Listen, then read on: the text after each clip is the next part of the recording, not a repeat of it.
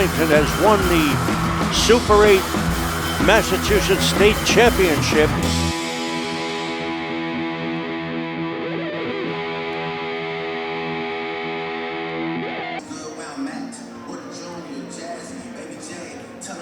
From the Kozlowski Gymnasium here on the campus of Arlington High School, ACMi Sports presents Arlington High School boys varsity basketball. Tonight, the Spy Ponders of Arlington High School tap off against the Minutemen of Lexington High School. Behind the camera tonight is Alex Van Thong. I'm Don Phelan. My partner tonight is Tim Hoffman. And so, since our last telecast, ladies and gentlemen, the Spy Ponders have gone on to a 1-3 record. They lost a game at home against Wakefield. They beat Reading, at Reading, a loss at Woburn, and a loss at Medford. Tim, that brings the Spy Ponders into tonight's game with an overall record of 4-8, 2-6 in the Middlesex League. Lexington also into tonight's game with a record of 4-8. So an evenly matched game on paper. These teams played early in the season. We'll talk about that a little bit later. But Arlington finds themselves in a situation where with 8 games remaining, they need to win 6 out of their remaining 8 to qualify for the state tournament, and it needs to start here tonight.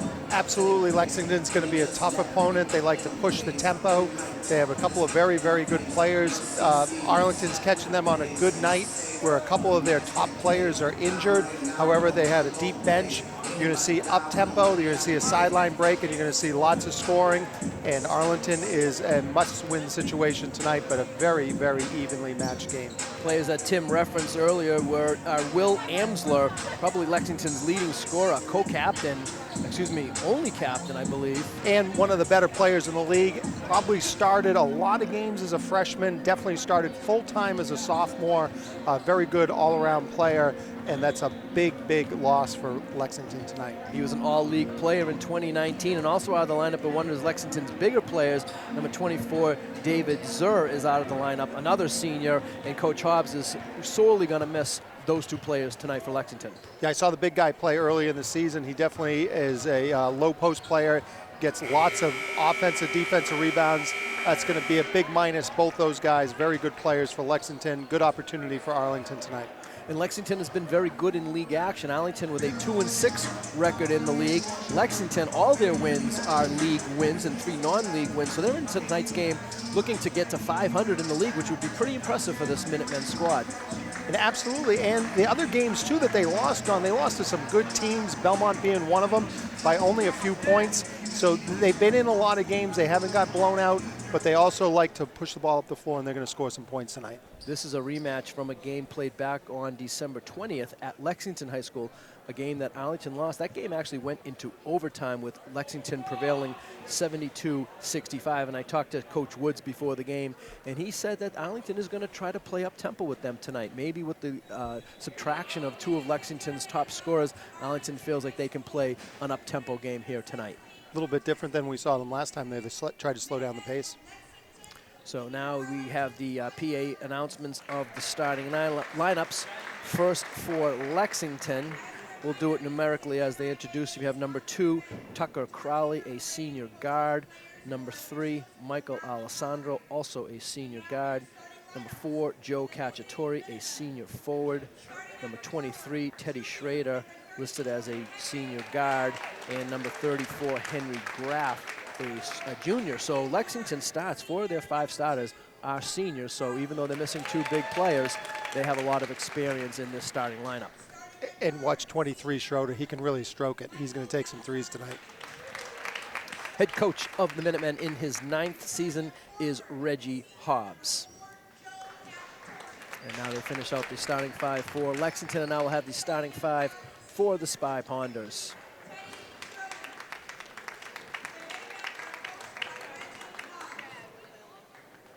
Head coach of the Spy Ponders, of course, is Jack Woods. He's assisted by Mike Palladino, Kevin Lentini, Kyla Sullivan, Joe Granado, and Mark Regan.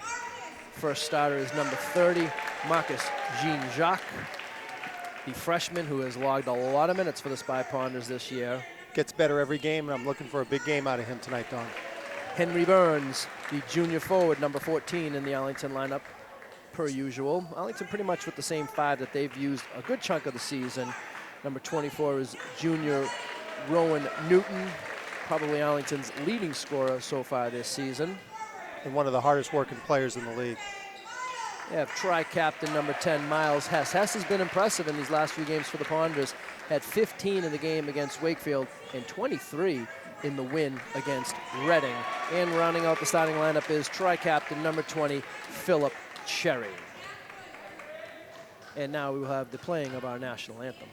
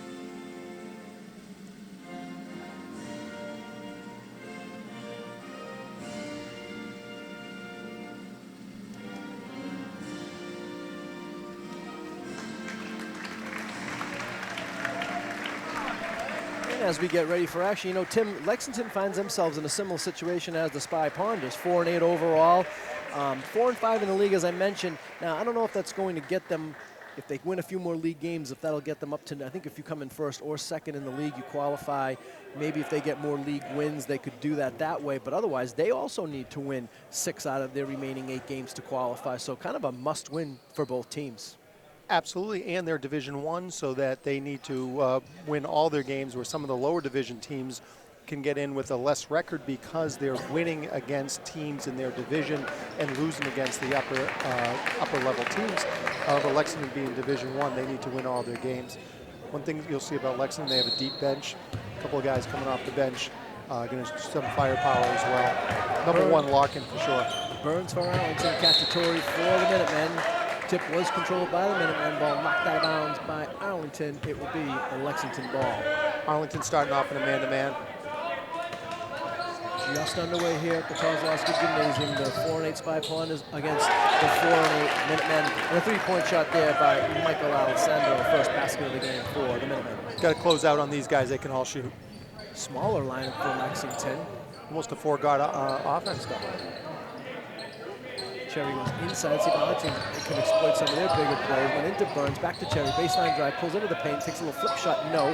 Here's Hess for the offensive rebound. He's in a little trouble, gets it out to Burns. Newton for 3, yes, single time to 3. Good pass, good shot.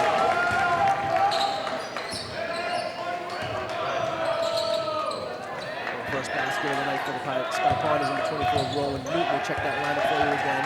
Rowan Newton, number 24.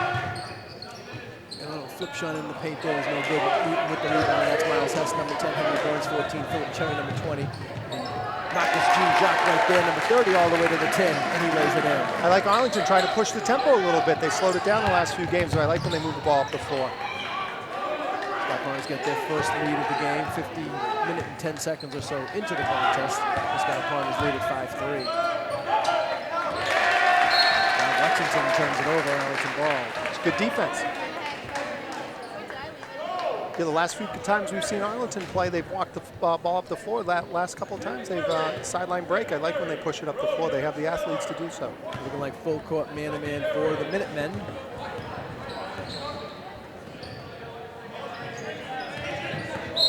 now a foul committed outside here by Cacciatore, his first. I think coaches like when their players pick up a foul some 35, 40 feet from the basket. First team foul for the Minutemen. It seemed a little unnecessary.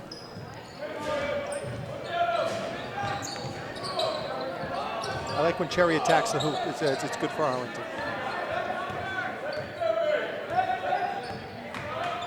Burns with the foul. Arlington has plenty of time on the shot clock, down to 16 now, though.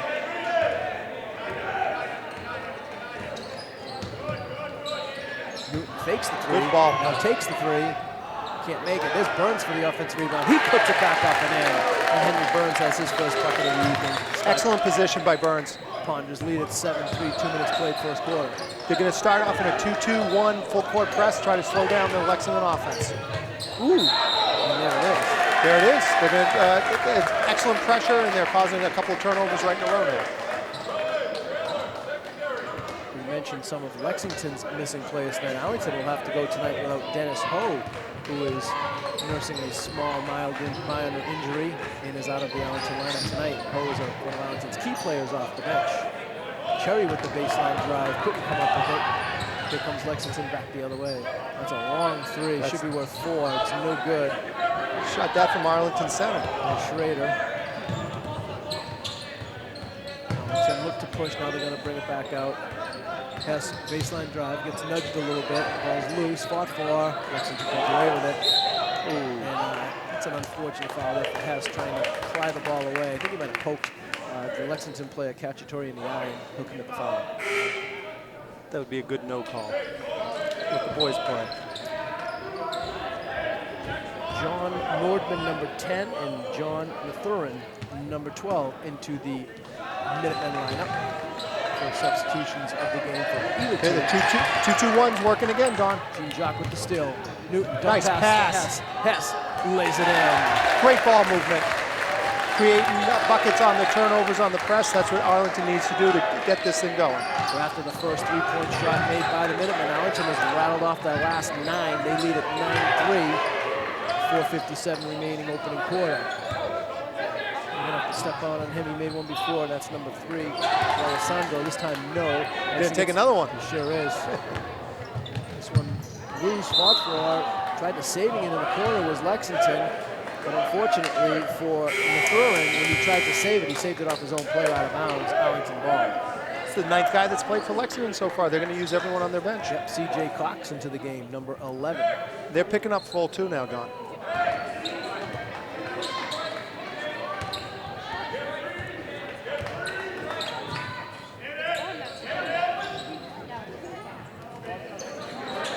Cherry sporting the different colored shoes, one black, one white. Probably has another pair just like it. Although I think they make them like that now too. That's a nice little dump pass to Burns. Burns can't get the roll. Nice look though. Comes Lexington back the other way. Lexington looking to push the pace. Trying to avoid the 2-2-1 press so they can get the ball up the floor. Flip shot there by Schroeder. Good box out by Burns. See, he pulls it out there. I'd like if he takes it to the hoop right there, Don. Hess is double teaming, a little bit of trouble. Tried to get it to Burns. Stolen, but Burns does a great job knocking it loose. Now it's knocked loose again. This time Lexington comes up with it. Halfway through the first quarter. There you go. Might have got away with a little reaching Attack the hoop, attack the hoop. There you go. Euro. What they call reaching foul. A little Euro step, but still. And that looks like it's going to be called against number 4, Joe Cacciatore. It is. That is his second. And that's going to put Mr. Cacciatore on the bench, at least for a little while, as Coach Hobbs substitutes him out. I think the foul came before the travel. Nice look. Inside Burns. Into the paint. Kicks it back out. Gene Jacques. Burns with a good follow-up. Yes, sir. Henry Burns.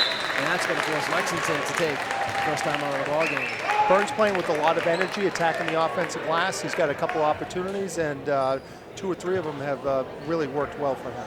3:23 remaining first quarter. Timeouts by Ponders. And during this little break here, we saw Arlington have, looks like number 21, Aiden Woog McGinty, will check into the Arlington lineup. And for the first time in a game that we've telecast, freshman guard number 4, Jaden Williams, is going to get some game action. And Williams had been out with an injury up until this point. He's been back the last couple games on the road, and an infusion of another good player into the Ponder lineup. That bodes well for the future. You got 2 freshmen out on the floor in the first quarter of the game, both of them very good players. Looking bright for Arlington. Arlington really with only 3 seniors on the team. Capillion, J.J. Capillion are the tri-captains. Kai Hazard, Daniel Rock, and Philip Cherry, 4 seniors on the team. Good opportunity for Arlington to set up their press. They're going to go back to the 2-2-1. They're going to try to trap before half court and then right over half court. So going to force them into a trap here. Just force them into a travel. 3-point shot in the corner, no.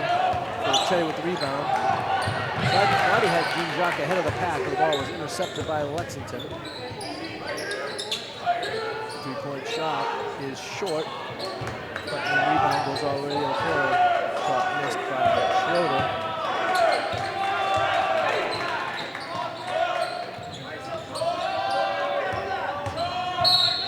Oh!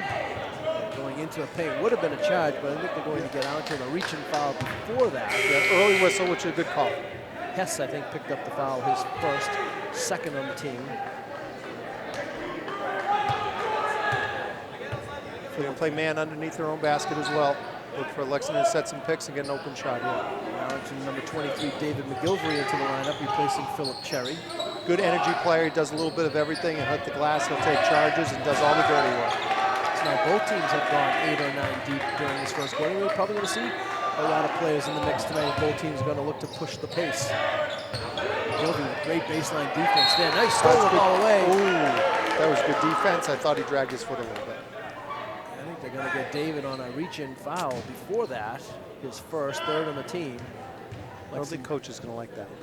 I think he played good defense and he was in the right spot.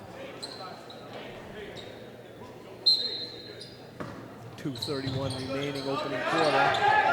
Arlington has rounded off 11 in a row. Nice pass. Now Woog McGinty got caught in the Cedric Maxwell likes to call it the cookie maker or whatever. The popcorn machine, does he say popcorn machine? There you go. But you know what, that's good. He got him on the floor, so it's not a shooting foul, so it's actually a really good foul. And he's got a few to waste because he doesn't play the whole game, so he might as well use what he's got.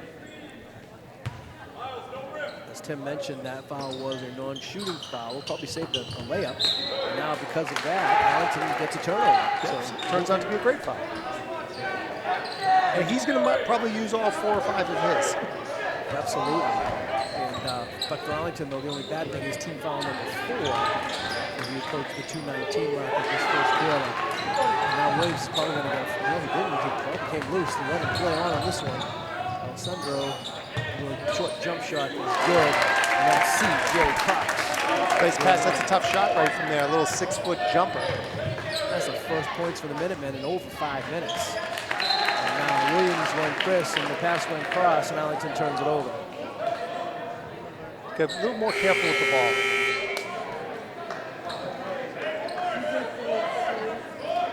They need a turnstile over there at Lexington, Don. They just bringing everyone in. They might put one of the managers in. There's been a game of many substitutions right now. First notice of number 10, John Nordman. 3-point shot, rattles in, and that's C.J. Cox. Cox off the bench with 5 over the Minutemen 8 points. He gets his feet set, he's going to hit a couple.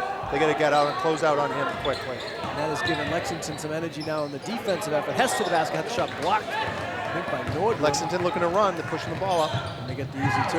No, rolled out. McGilvery tried to take the charge, didn't get the call. Lexington didn't get the roll, and now it looks like Michael Alessandro is a little shaken up from that drive as he limps his way over to the Lexington bench, and he's going to substitute himself out, replaced by number 1, Kalen Larkin. You know, by McGilvery trying to take that charge, it altered his shot, and he didn't make the shot. He didn't block the shot, but he was in the right position, and then it created a turnover.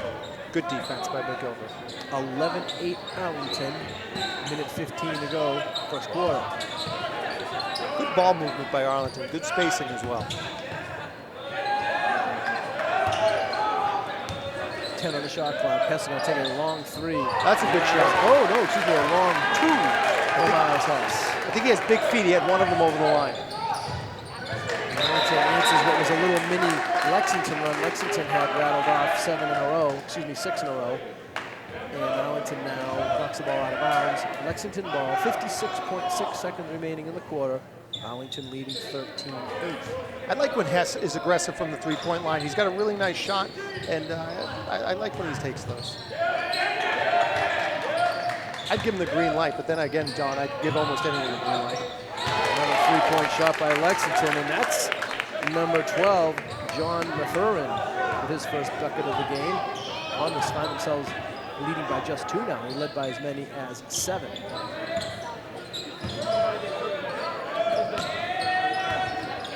Once again, good passing by Arlington, setting it up.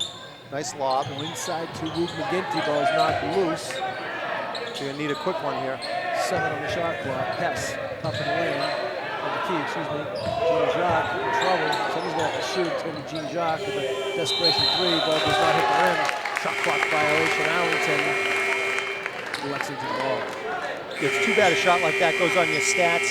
You know, they give him a ball with a second and a half left. He has to jack something ugly, and he's 0 for on that one, but it's not his fault. Does give Arlington a good opportunity to set up in their press that has been working very effectively tonight. 13.1 seconds remaining. Lexington will probably get off the final shot. And the way they've been shooting threes, a three-pointer would give Lexington the lead. Hess knocked it out of bounds, remains a Lexington ball. 8.4 seconds now remaining in the first quarter. Here they go again. Oh, they switch to a man. C.J. Cox goes in coast to coast. No, rebound put back, no. And that's how the first quarter will end. Burns played good defense on that possession. The score at the end of the first quarter, Arlington 13, Lexington 11. We'll be back with the second quarter.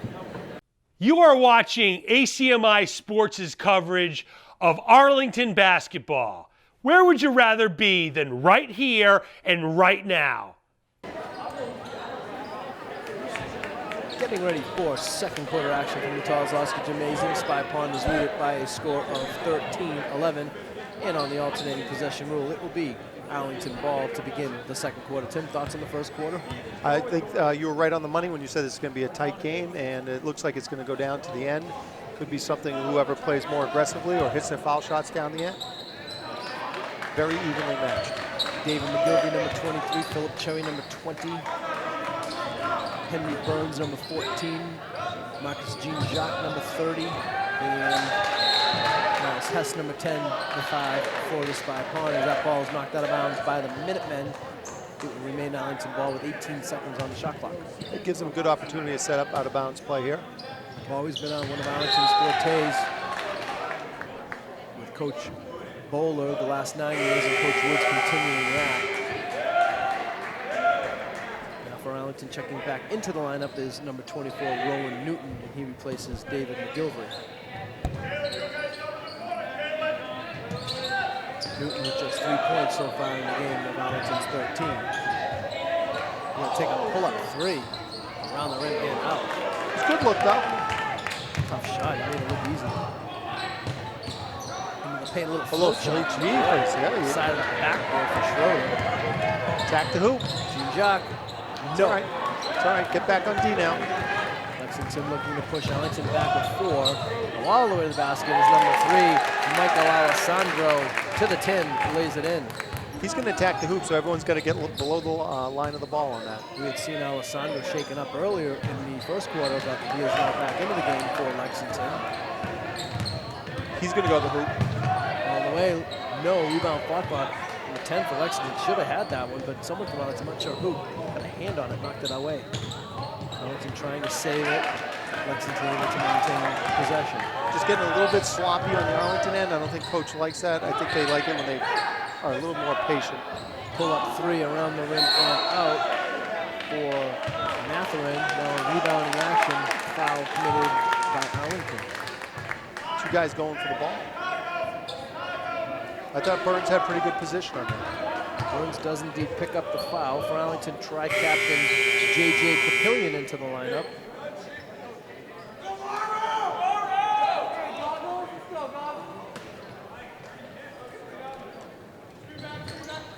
Lexington will inbound with a fresh 30 as a result of the Arlington foul.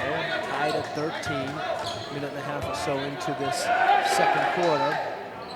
Long 3 is off the mark. Schrader.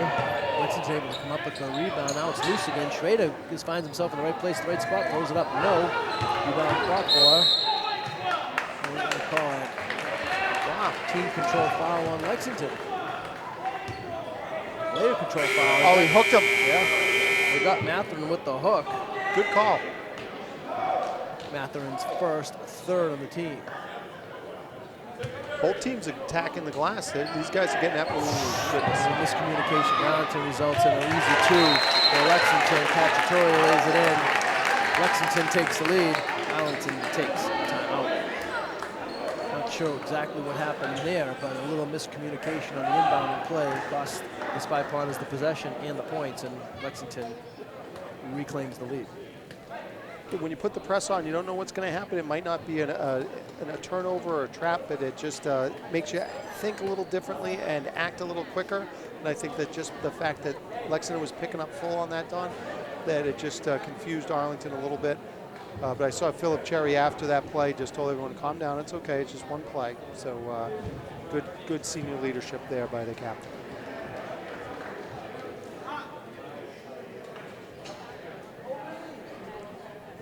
After this game, Arlington will have 2 road games. Tuesday, January 28th at Wilmington, and Friday, January 31st at Winchester. Arlington beat Winchester earlier this season in a low-scoring game, 41-36. They only play Wilmington the one time, with Wilmington being in the other half of the Middlesex League. I think Arlington's in the Liberty, and I'm not sure. The Freedom.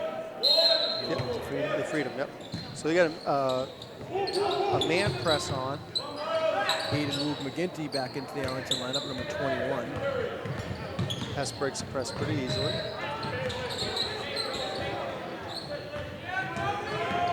Gilvery also back into the Arlington lineup, number 23. That's him with the ball right there, being double teamed to get out of the trap. Pillion, baseline drive, spins out of it. Moved McGinty. Gilvery, short shot clock for the Ponders, 5. Hess fakes, pulls up 3. Nice shot. Play. Like I said, I like when he takes that shot. He's got a nice stroke, good lefty stroke. He's been hitting them for years. He was well covered on that play, and he just gave himself on just enough space to get off that three-point shot.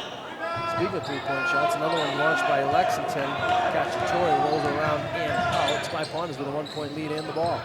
Philip Cherry drives and just gets roped around the neck, and clear foul there against number 10, John Nordman. Yeah, Cherry will attack the hoop, especially from the perimeter like that, and that's good for Arlington because it opens up other options. Turnstile substitutions again for Lexington. Number 2, Tucker Crowley into the lineup. Number 34, Henry Graff back into the lineup. Good. I'm glad you're keeping track of these guys, Don. Nice pass. Oh, Luke McGinney couldn't get the roll on the way up. A great inbounding play by Arlington on their baseline. Lexington looking to take the lead. Pillion tying up the Lexington player. Nice defense. Ball. Possession arrow favors Lexington. Great defense by the tri-captain, J.J. Capillion. J.J. Capillion better get back on defense. Lexington ball on the arrow. Hess kind of got a little armsy there with Lexington player. No good call. defense, huh? He had good position, good defense. That's just good offensive play. Now a technical foul is going to be called against Cacciatore. I was going to mention him. Cacciatore did an awesome job playing through. Excuse me, that's Alessandro, number 4, I believe. Yes, Cacciatore. And I was going to say Cacciatore did a wonderful job playing through all that arm fighting, if you will, with Hess. He scored, and I don't know if he said something to the official or he said something to Hess, and he picks up the technical foul. I think he wanted the call. I think the refs are letting the boys play. I think they're doing an excellent job. And at that point, you take your 2 points, you run back, and you play defense. And don't put your team in a position like this. Minor mistake, but he'll learn from it. Coach Hobbs takes him out of the lineup. Of course, that counts as a personal and a team foul. Hess hits 1 of the 2. And it really probably only cost Lexington 1 point as of now, because Arlington would have had the ball anyway, and now they get the ball at midcourt on the technical foul. He was very animated after he made that shot. I think he was yelling N1. He wanted another one. Watching too much TNT. Yeah. That N1 thing's got to go. Gene Jock thought about a 4-pointer. I would have liked to see that. Lexington crowd wanted to carry on Gene Jock. Well, it was a little funky with the dribble there. 10 on the shot clock for Arlington. Arlington has two people in the same spot there. Now Cherry's going to take a little pull-up baseline jump shot. No. McGinty went flying in for the rebound. Couldn't come up with it. And we're tied at 17, almost halfway through, not quite halfway through the second quarter. Good inside-outside passing. Sun goes through, is no good. There's McGinty for another rebound. Oh, slow down on that. You got the rebound. Look for the outlet man. Take a second, another second. That gets you a fast break. A little quick on the outlet pass, but good job getting a defensive rebound. Coach is telling them that right now. Yeah, this is a game that Coach Woods really wants. Arlington lost to Lexington earlier in the season. Arlington needs to win 6 of their remaining 8, counting tonight's game, to qualify for the state tournament. So, tough road ahead. Arlington's going to do it one game at a time. We're going to look at this upcoming schedule in a little while, and Tim and I will analyze which games are going to be the ones for Arlington. Now, great defensive play there. Was it McGinty? Again, we've seen that so many times this season. Guess who? Taking the charge. A great defensive play. I'm wondering if at some point if high school basketball is going to incorporate that smiley face, semicircle, whatever you want to call it, underneath the basket, because that's where Woog McGinty was. He was well underneath that basket, but those are the rules we play right now, and he got the call. He has a knack for picking them up. He gets in good position, and he's willing to sacrifice his body. He's obviously a tough kid, and he got plowed over, but I think he'd rather that than a three-point play. Now, this referee little housekeeping right now is courtesy of Arlington father Eric Capillion, father of tri-captain J.J. Capillion. He walked in with that device earlier tonight because he said he was tired of sweat being on the floor and players having to find towels or paper towels, and he said he picked that up at the store just today, brought it with him, and it's already got some use. Sponsored by Swifter. Nice job, Eric Capillion. Always giving back to the community. Eric, a classmate of mine, the class of '82 here at Arlington High School.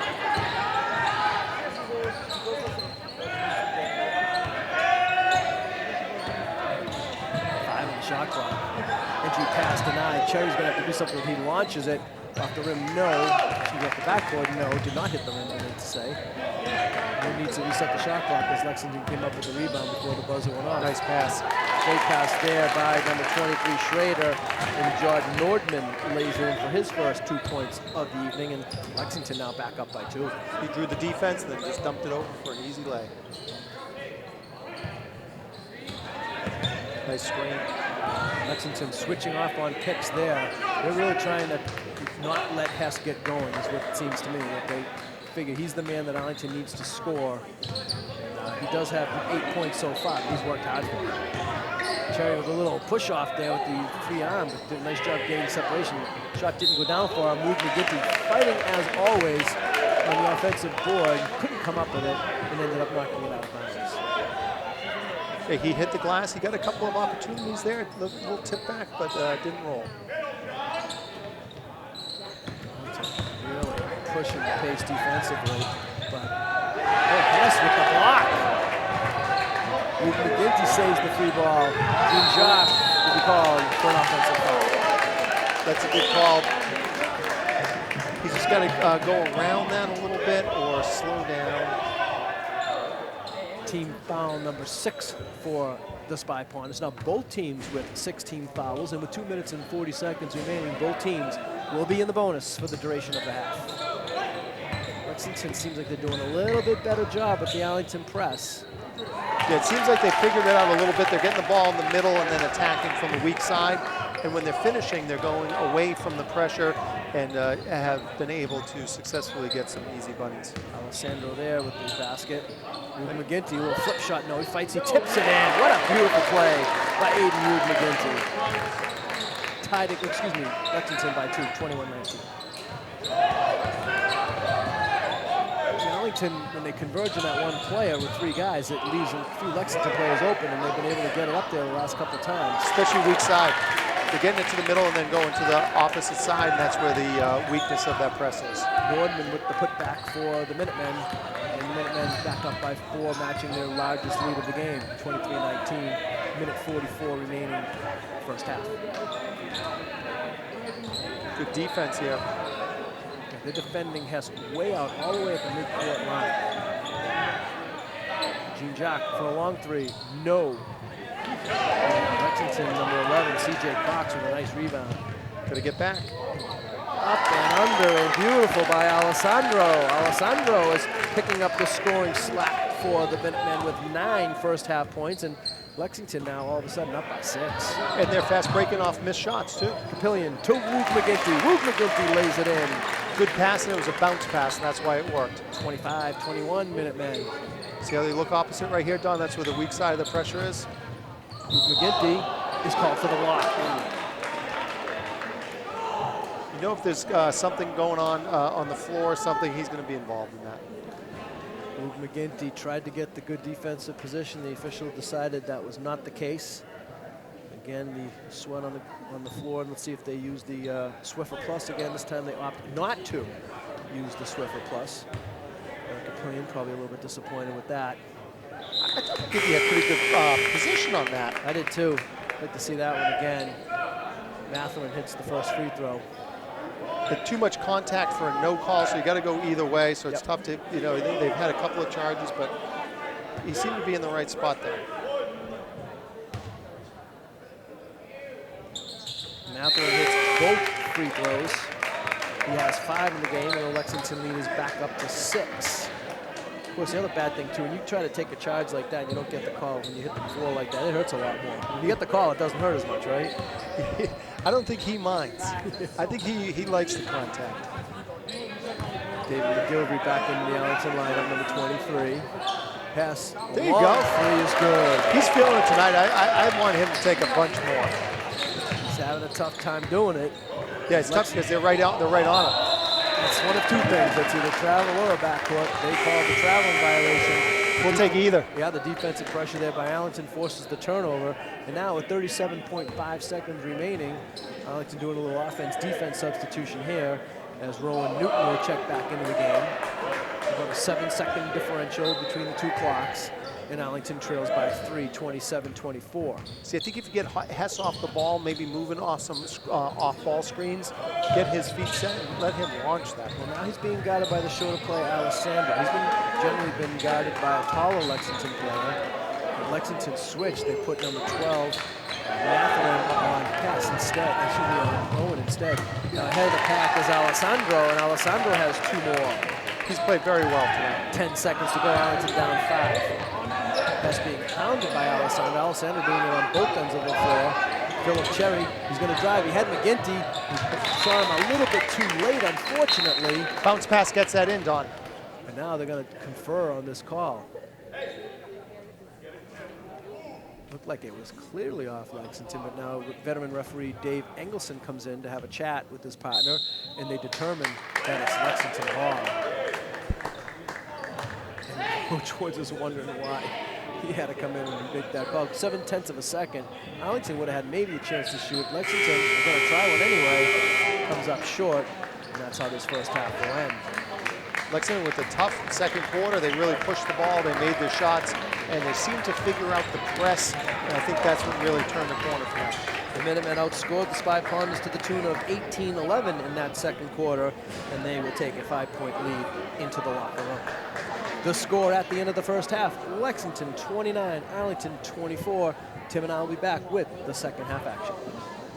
I'm Kira Power from the Arlington Sports Update. Are you interested in getting involved in sports broadcasting? Stop by our Studio B at 892 Mass Ave across from the high school, or visit us at acmi.tv.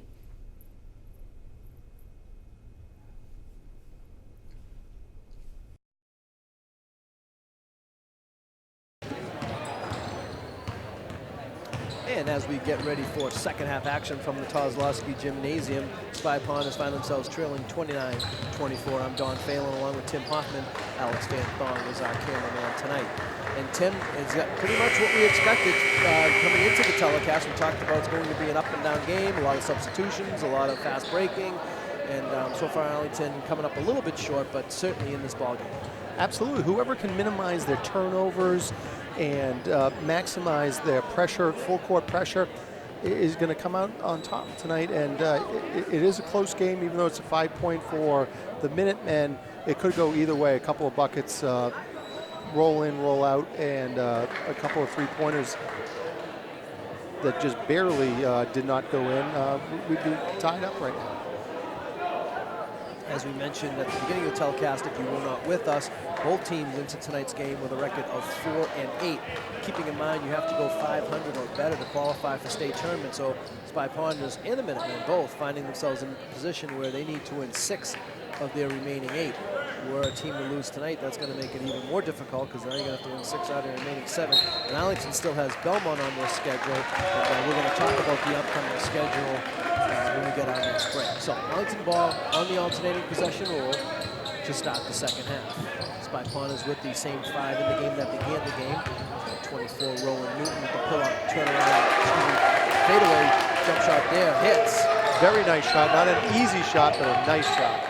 First points in the second half, number 20, Philip Cherry, number 30, Marcus Jean Jacques, number 10, Miles Hess, and number 14, Henry Burns. Your 5 first back points. Hess with a strip sack. Right to the coast to coast. He's got a little bit of a height advantage. And it looked like a nice defensive play there by Alessandro, but Alessandro's going to pick up the foul. Arlington will take it. The Lexington looks a little perplexed on that. Well, I'll tell you, you got to give credit to Alessandro for getting up there and being that close to blocking it, whether it was illegally or legally. It looks like Hess has 4 or 5 inches on him. Absolutely, and is a very good foul shooter. And Hess was going to his strong hand, the left. Knocks down the first free throw. Hess now with a dozen. He had 11 first half points to lead the Spy Ponders. Minutemen were led by Alessandro, number 3, who also had 11 first half points. Lexington with the 5 that began the game for themselves. Excuse me, no, number 12, John Matherin into the lineup to begin the second half. But you have Alessandro, number 3, Tucker Crowley, number 2. Number 23 is Teddy Schroeder, and number 34 is Henry Graff. 3-point shot from the corner rolls around, and Philip Cherry fighting for the rebound, knocks it out of bounds. Lexington ball. Good hustle by Cherry, just couldn't keep it in bounds.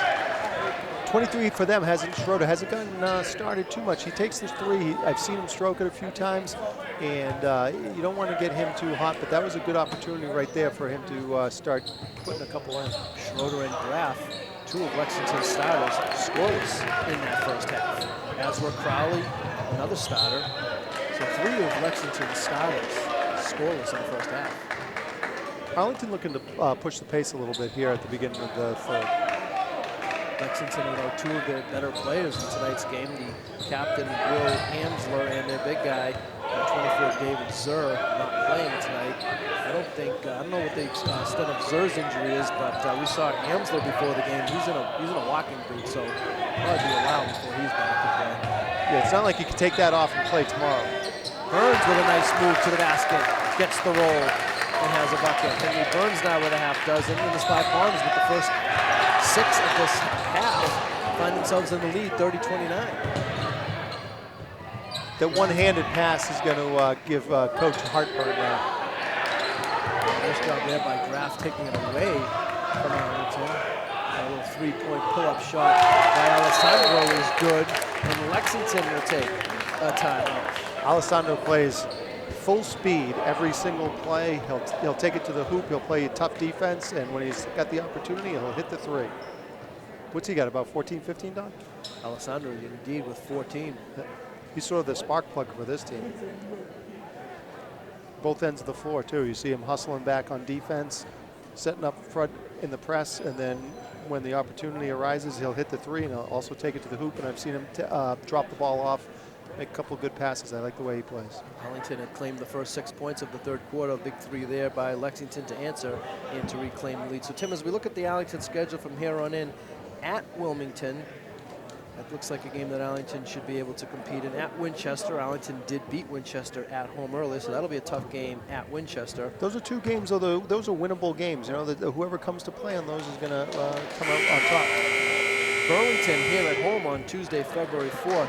That's going to be a tough game. I saw Burlington play early in the year. They're tough. They pick up full. They jack 3s.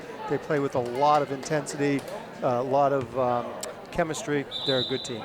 At Belmont will be a very difficult game, of course. At Stoneham, another winnable game for the Spy Ponders. Then Arlington will close out the regular season.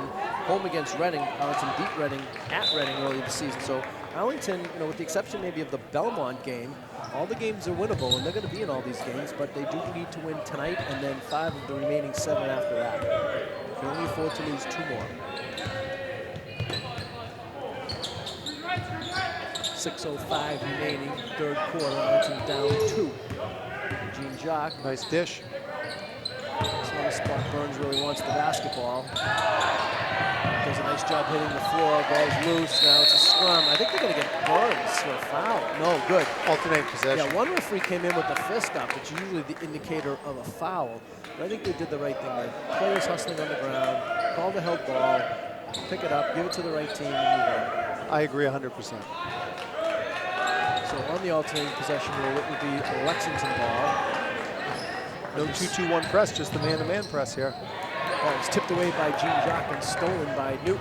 Good defense. Gene Jock Attack to the Hess hoop. with the right hand. There you go. Miles Hess lays it in. Nice pass.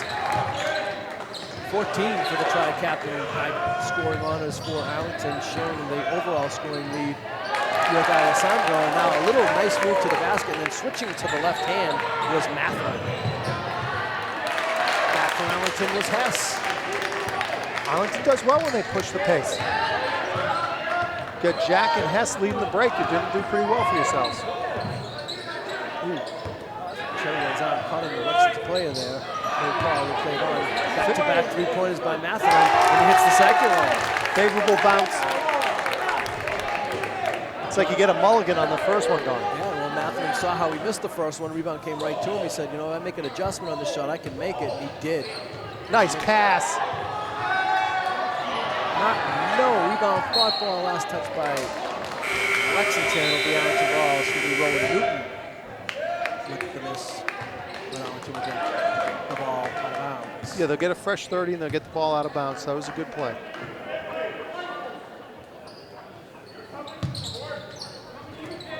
Inbound it to Newton. Newton spins, he's in trouble on the baseline. Now he's going to take a little fadeaway baseline jump shot. No, Burns with the rebound. Newton's going to take a three. Around and out. Cherry with the rebound. No dribble, right up. That dribble hurt him now, and that one gone. Don't reach, move your feet. All the way to the basket is Matherin. Matherin has been great off the bench for the Minutemen. He has a dozen. He's been the difference amongst the bench personnel for both teams. He likes to attack the hoop. Good athlete. Getting to the rim. Yeah, he hit a three, and then he went to the rim in consecutive possessions. ISO this. Arlington kind of standing around on offense right now. Newton takes a tough shot. It was off the side of the backboard. Cherry keeps it alive. Nice bounce pass in to Burns. And he lost control of it. And it'll be out of bounds. Lexington ball for Arlington. Number 21, Aiden Rube McGinty. And number 4, freshman Jaden Williams into the lineup, replacing Newton and Burns. So a little energy player and a young player with some athleticism. See how this turns around. They got him out front on the. Put your hands up there, buddy. Back to the 2-2-1, it looked like. Oh! Rube McGinty, they're not going to give him that one. And a nice job by Kalen Larkin, taking the contact, absorbing the contact, and putting it in off the glass. Rube McGinty is fouled on the play. A little reach in right at the elbow. Probably just move your feet, don't reach in. He's not much of a shooter. He's going to go to the hoop. Rube McGinty with that left wrist and thumb kind of taped up. He's kind of holding it there at the end of that play. As much as he, much contact, as much as on the floor, I'm surprised he doesn't have more tape on him. Probably one of the tougher players I've seen in the Middlesex League this year.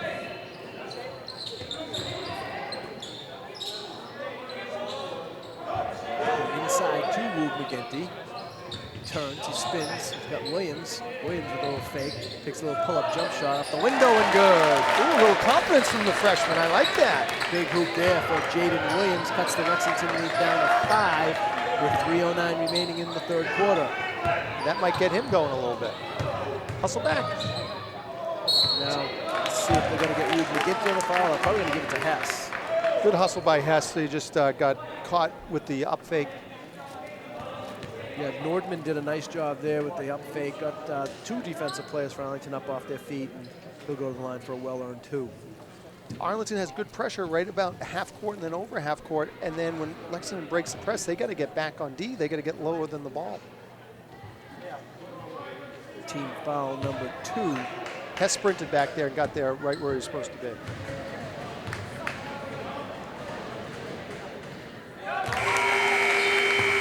Hess had a really nice game. First free throw good by Nordman. Nordman with 5.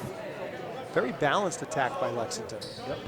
Outside of, well, the leading players, Alessandro with 14 and Mathurin with 12. And then we got a few guys with 4 and 5 and 2 and 6. Yeah, you can't sleep on anyone on this team. Knocks them both down. There's the junior forward, John Nordman. Lexington picks up full, staying in the man-to-man defense. Lexington leads by 7. Great pass. McGinty fights for it, puts it up again, no, taps it up, no. Oh, what tough luck there. Now the ball's loose. Great hustle by Cherry. He has it. He's kind of rolling with it. I think he's getting away with the travel there, but now they're going to get a held ball. I think Arlington was fortunate there. Philip Cherry on the ground trying to get rid of that ball, was kind of moving around a little bit. A few extra pivot feet done. Yeah. And now we're going to get the... Oh, here comes a Swifter. Let's hope so. But Cherry really hustled after that ball and did a good job. He's a high-energy player, and he's in the right place a lot of times. It's Philip Cherry doing the house cleaning chores for Arlington. I don't know if they have to invest in another one of those, Tim, so we have one down the other end of the court as well, because there was some noticeable sweat after the last possession under the Lexington offensive basket. We're going to see if Eric Capillion will sponsor the second one and perhaps be reimbursed by Arlington Athletic Director John Bowler. And the shot there by Cherry's no good. Hess picks it back up. No, he's fouled on the play. I think they're going to get Mathurin, number 12, on that foul. No, 10 it looks like they're going to get Norden. And Hess has really been stroking it well at the foul line. I'm looking for 2 for 2 here, Doc. Nordman picks up that foul, team foul number 3. Now I don't know if Philip Cherry... I think he's bleeding a little bit, so he might have to come out to get a Band-Aid or something. Nothing serious, but the rule is you just have to come out. He's going over to the athletic trainer. Well, yeah, they kind of... I don't know if that's really what it is or not, because the athletic trainer just getting the word now. Could be a contact, perhaps? I don't know. That's trainer Meg Foley over there taking care of business. Oh, no, it looked like an elbow. Scrape on the elbow. Oh, I jinxed him, Don. Yeah, I say he's going to make them both. I don't want to play him and horse. He looks like he'd be a good horse player. Around the rim and out on that one. Second one's going to go the same route, around and out. That's my last prediction of the night. It's a missed opportunity for the Ponders. But good defense caused a turnover. Yep. Missed opportunity by Lexington. Coach Hobbs is furious, asking why. Why would you make that? Although if the play worked, it would have been pretty. Top of the key, length bounce pass. He would have been like, I told you that. I showed you that in practice. 2:26 remaining third quarter. Arlington down 7. Big possession right here, I think. So too. They need a hoop here. And also, when you get the hoop, you get to put your pressure on. 10 on the shot clock. Downtown. Newton for a long 3. Back rim, no. Look good, though. Take the hook, attack the hoop. Nice. Would be committed by Lexington. So Jaden Williams playing some tough defense off the bench there. Drawing the foul. 2:03 remaining third quarter for Lexington. Number 2, Tucker Crowley back in, as is number 23, Teddy Schroeder.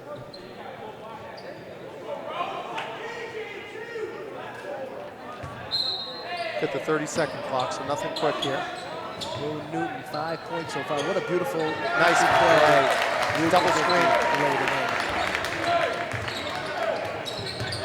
Arlington needs some more offense from Rowan Newton. 24 has been held to 5 so far, and that 3-point shot is good. And again, Cacciatore he plays with a little bit of a chip on his shoulder. Remember, he received a technical foul earlier. I don't think he's been back in this game since that time. And He just redeemed himself. yeah, Coach Hobbs picked the right moment to put him back in, and he answers with the 3. Sometimes that'll get a player fired up when you're playing with that technical. And he certainly plays with a lot of emotion.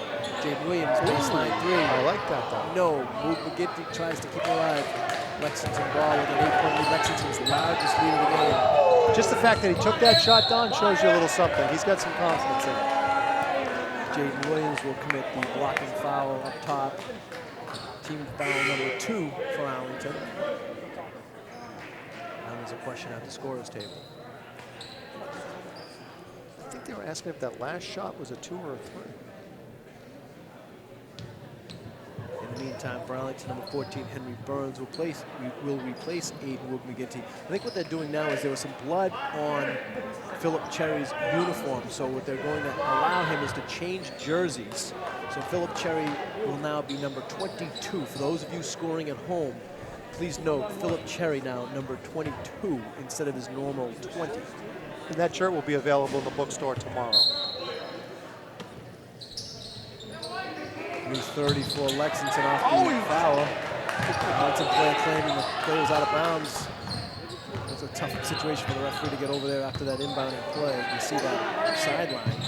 Schroeder, no. Raff gets the offensive rebound, goes back inside to Crowley. Probably didn't get that shot blocked. Rebound, front bar. Look up the floor. Comes up with it for the Ponders.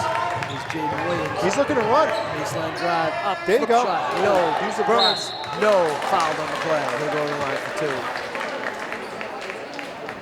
Jaden Williams in the right position. He got up the floor quick, attacked the hoop. Just has to maybe use the glass on that one or elevate a little bit more for the easy lay-in. But definitely in the right place. He's gaining confidence by the minute here, though. And maybe senior year, he throws that one down. We'll see. That's 2 hands. Fast forward 3 years, and that might be a dunk. His biggest worry then will be if he's going to hang on the rim or not. And Burns hits the first free throw.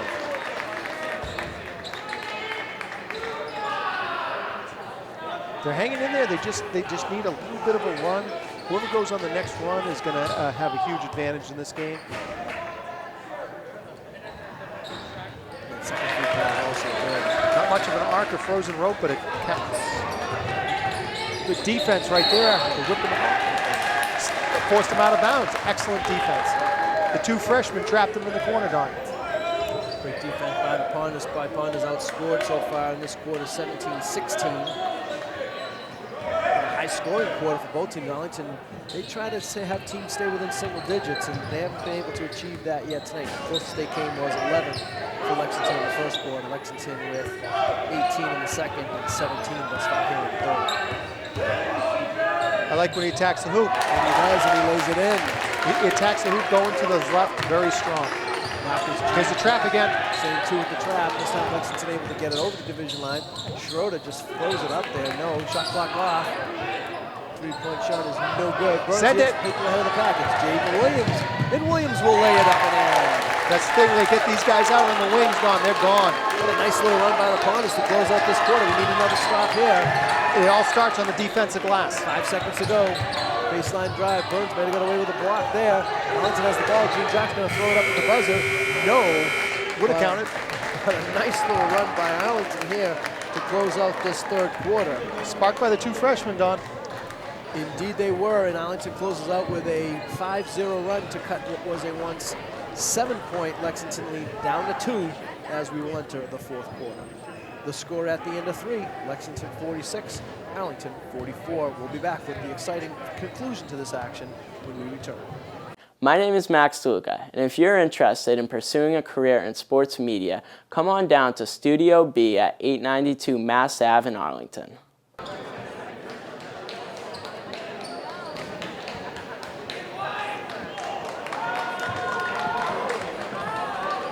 Getting ready for fourth quarter action. Spy Ponders trail 46-44. Don Phelan and Tim Hoffman. Alex Van Thorn is our cameraman tonight. And the Spy Ponders trailed by as many as 8 in that third quarter. Got it all the way down to 2. So Arlington clearly in position. They're in this game. Must-win situation, in my opinion, for the Spy Ponders tonight. Shot by Lexington is no good. Well, I'll tell you, for a high school boys varsity basketball game, we've got a lot of held balls in this game. It shows that both teams are getting after it on the floor. Yep. The ball on the floor, both teams are going to get after it. There was good position on for Arlington boxing out on that last play. They had 3 guys with good position. This time the possession arrow favors the Ponders, so they will have the ball with a chance to tie or perhaps take the lead with a 3-point shot. Hess, looks like he got almost immediately double and triple team. I think it's going to be hard for him to get going in this fourth quarter. I think Lexington's going to do everything they can to stop Miles Hess. Newton commits the foul. They might say someone's going to beat us, but it's not going to be him. I think they saw enough of those open 3-pointers, and now they're going to lock him down a little bit. Newton might have taken a little shot to the chops himself, but clearly the foul committed by Rowan. It might give Hess an opportunity to distribute the basketball, especially if they're doubling him. He might be able to find an open guy. No luck there. I've seen a lot of around the rim and outs on free throws for both teams. We had Hess had 2 that were almost down, and now Matherin unlucky on his first one, but he hits the second. Baker's dozen for the sophomore. Matherin, excuse me, check that, sophomore. Yeah, sophomore, 2022. Lexington staying with their man-to-man. Pass, and take that little pull-up three that he hit earlier in the ballgame in the first half. Jaden Williams recovers. Nice, good hustle by Williams. Made the little up fake, drew the foul, and for Lexington, that's team foul number 6. So Arlington finds themselves in a good position team foul-wise. Arlington has committed just 3. And Lexington now with 6. So Arlington will be in the bonus for the duration of the game. Different inbounds play here. Swing the ball, great back pick. Burns lays it in. Yo, Hess threw a great back pick on that one, Don. That was a great play. Burns now in double figures for the game, and he's down by 1. Cut yet again into this Lexington lead. Here comes Matherin, all the way to the basket, flips it up. No, good defensive position there by Burns, but now a loose ball comes to Lexington way. 3-point shot is no good. Look at Williams. Gene Jock has Williams ahead of the pack. Gene Jock going to take it himself. That shot may be blocked, but Burns is there for the putback, and Arlington takes the lead, 48-47. Excellent hustle by Burns. He's been in the right place under the boards all night, Don. Henry Burns with a dozen. Arlington almost got a 10-second violation. Ball's loose. Lexington comes up with it. Matherin. Good shot. Attack it. That was Alessandro with that shot. Alessandro, Tim, I believe, was scoreless in this second half. If anything, he might have, no, he hit a 3 at the very beginning of this half. Yep. He had 11 first half points, just 3 second half points for the leading scorer tonight for the Minutemen. Yes, there's the tall Matherin. It's a little difficult to get that shot at Matherin. Jaden Williams is going to get the easy jump shot and knock it down. Nice pass by Hess. Very unselfish. Dishing to the freshman. Schrader for 3. He hasn't made one yet. This time he does. You know when you keep taking them and you're missing them that you know you eventually you're going to start hitting them. Coach would have yanked him if he didn't. Big bucket there by Schrader for his first points of the entire game. Tied at 50 with 5:22 remaining in the contest. Newton trying to answer with a 3, and he does. Big shot. And that's the offense Arlington's going to need in this fourth quarter from Rowan Newton, number 24. A little travel there. And instead they're going to get a foul, and I think it's going to be on Rowan Newton.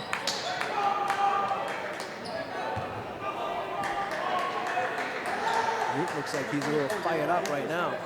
Absolutely. After that big 3 and then hustling back on defense. I don't know if how much contact there was, but it was he got him in an awkward position, so the ref called it. Matherin comes up short on the first. Wholesale substitutions for the Minutemen and for Arlington. Wearing number 22 is Philip Cherry back in the lineup, and he replaces Jaden Williams. And Tim, what a nice job in the second half Jaden Williams did with 6 points off the bench and really, really big points for Arlington. Big points, lots of confidence, a couple offensive rebounds. Defensive traps.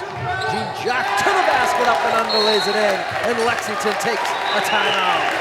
Marcus Gene Jock gives the Spy Ponders a 5-point lead with 6:01 remaining in the fourth quarter. They got a 5:01 remaining in the fourth quarter. I think we'll see Williams back in. I think they're just going to give him a little bit of a breather, and then they're going to put him on the front of the press again and use his energy to try to maintain what the pressure that they've been putting on the Minutemen. But it's tough with the Minutemen to get anyone in rhythm because of the substitutions. You know, it's just like you're in there for a minute or two, and the next thing you're out, you're in. And so I know they play with a high intensity, but just to find your rhythm, especially as a shooter, you want to be more in rhythm than coming in and out of the game. Have you noticed anything Arlington's doing defensively differently in this second half to prevent Alessandro from going off as he did in the first half? I think the best thing that Arlington's doing now is they're put in that first trap on their 2-2-1 full court pressure, that they're actually trapping. They were sort of leading them up the sideline before and then sort of trying to trap over half court. Now they're trapping in the backcourt, so not only, even if it's not successful, it's slowing the pace down, and Lexington's getting the ball with 5 or 6 seconds left on the shot clock once they get in the quarter court. I think that's the best thing they've done defensively, and I like the way Williams came in and played defense. So now back to that 2-2-1. Lexington Gets it over rather quickly this time. Ball's knocked out of bounds. Last touch by Lexington. Arlington ball. Great defense by Philip Cherry. Cherry's always going to play at 100%. For those of you just joining us, Cherry wearing number 22 had a little blood on his elbow that must have got on his uniform jersey, so that's why he's wearing a different number than you're accustomed to seeing. Arlington with the ball and a 5-point lead.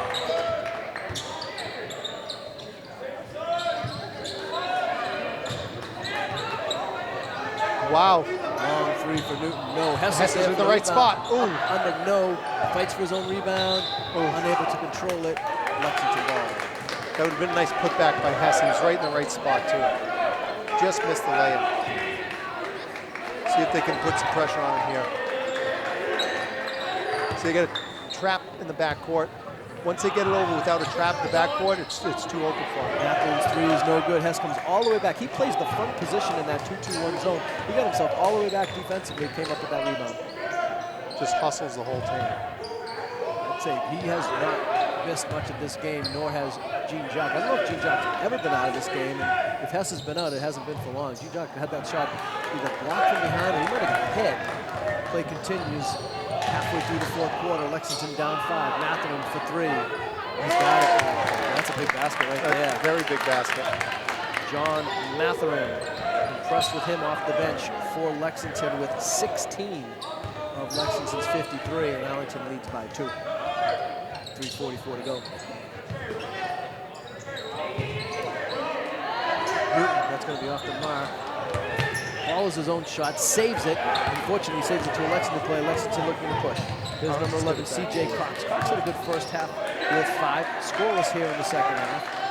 Alessandro being harassed by Cherry. Excellent defense by Cherry.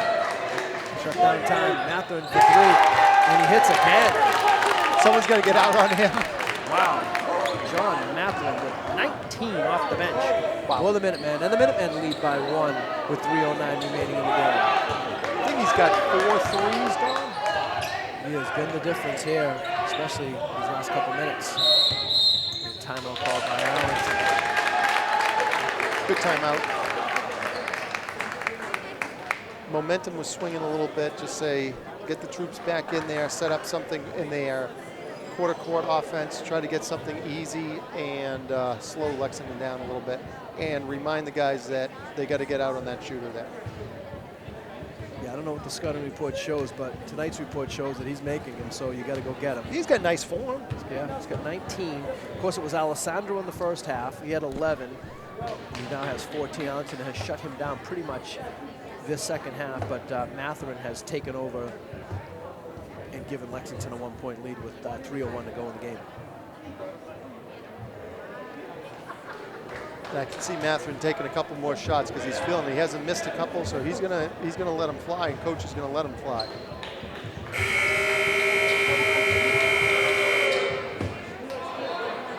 Look for a lot of screens on this out-of-bounds play, and hopefully someone wide open underneath.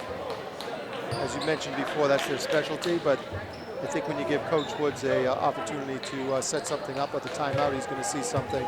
Lexington's going to see something a little tricky here. Yeah, as Tim mentioned to me in the break, I thought we were probably going to see the end of Jaden Williams, the freshman. I think he wouldn't play down stretch time of such a tight game, but sure enough, Coach Woods is going back to the freshman, and he's back in this ballgame. And I like it. On the shot clock, Williams is in a tough position. He's going to have to take a shot. He was put in a bad position there as Arlington shot clock winding down. Hess unlucky there as his feet got tangled up with the Lexington player, and Hess will pick up the foul. Arlington's 5th on the team. Okay, just stepped on his foot, but still a foul. But clearly affected the play.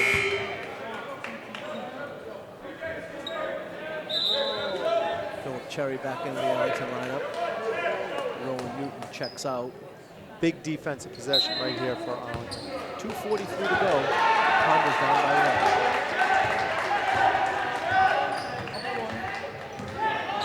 Put Williams right on the point. Makes him pick up his dribble.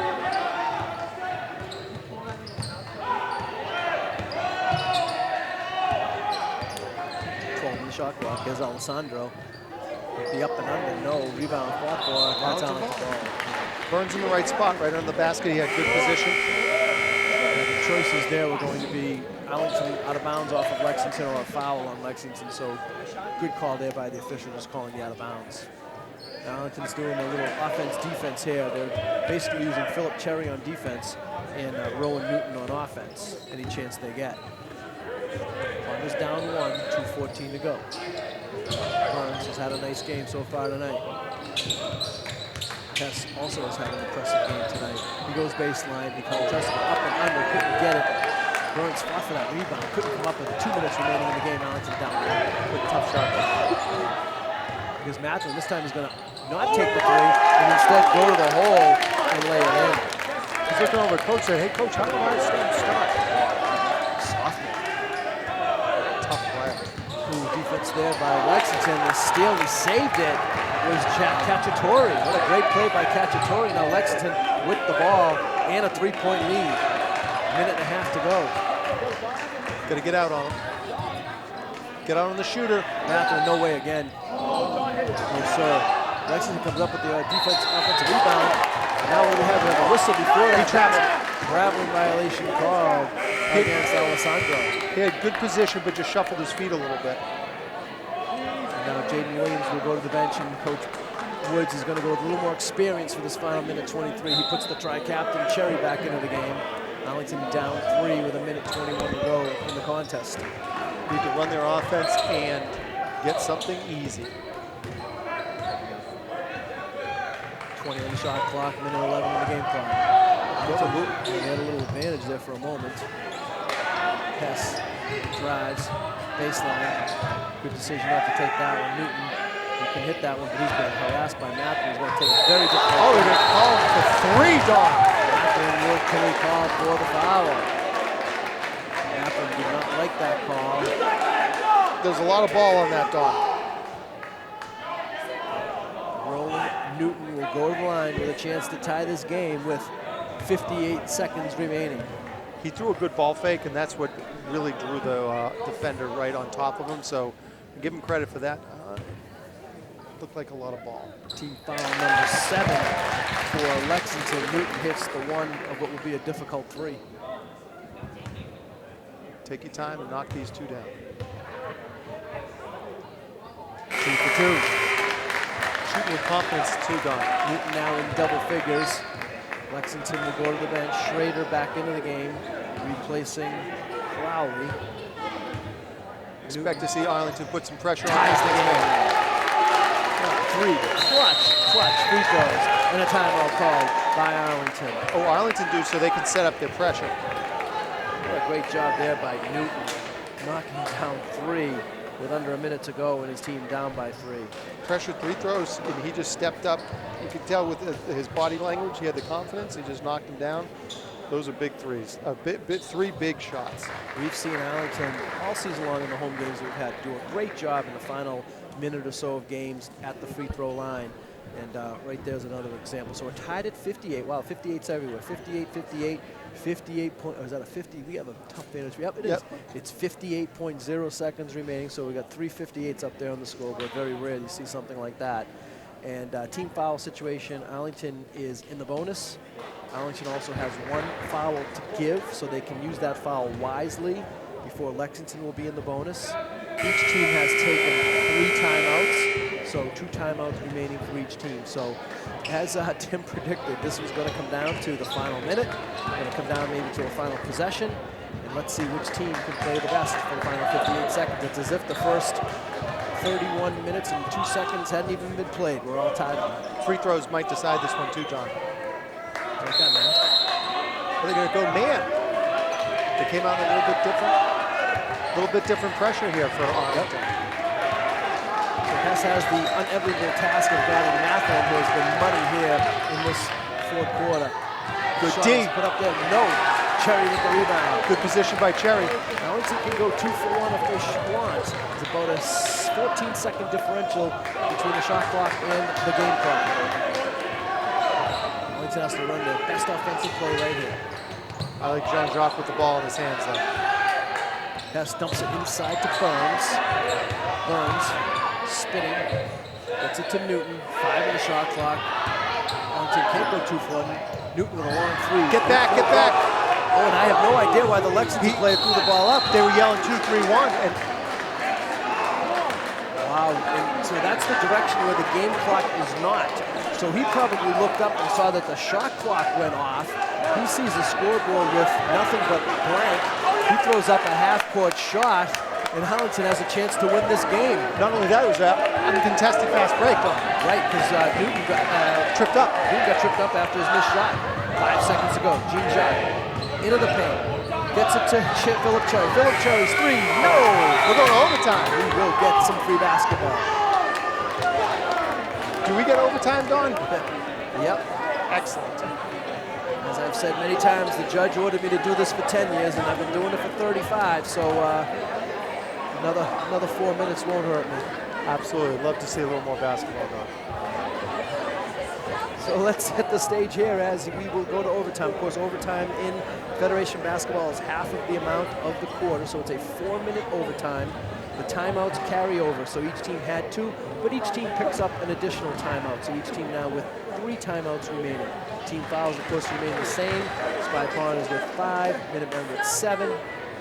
And we said who would play the final 58 seconds the best. Neither team did. They played it to a 0-0 draw. And we'll play overtime.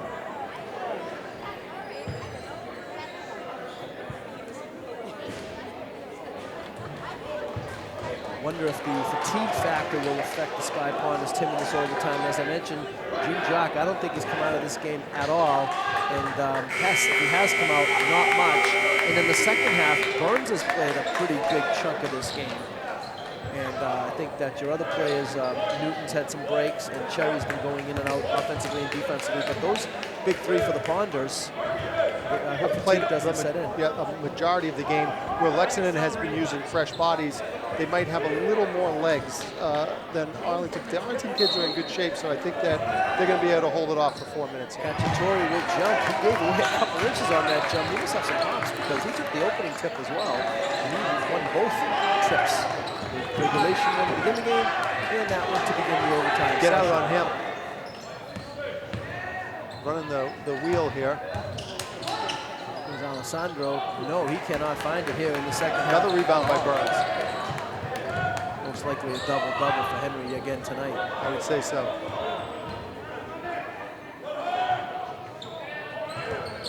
3:29 remaining in overtime. Hess, dump pass to Burns. Burns spins into the paint. Have it knocked loose. Comes away with a ball on the ground. Team spike ball. Jump ball. It'll be Arlington ball on the alternating possession. Well, now the only negative to that is because possession remains the same. There's no reset on that, so Arlington with just 8 seconds on the shot clock. 3:18 to go in the overtime. They need a good one.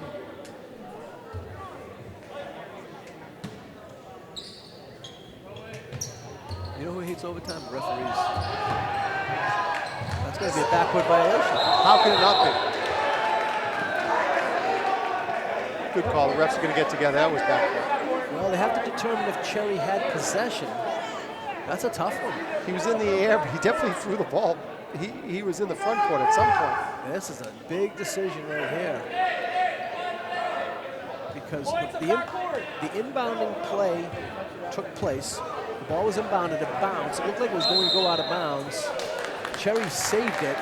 But when he saved it into the backcourt. And the key thing was to determine if Cherry had possession in the front court, which they now determined that he did. And a backcourt violation is the final call against Arlington. Yeah, I think that's the only way they can push the ball into the backcourt is to somehow have possession. Yeah, he didn't tip it. He guided it. So I think that's the right call. Yeah, I think they made the right call. But we'll do a reset. Neither team has scored in quite some time. 3:10 to go overtime. Still tied at 58. He'll take that. No.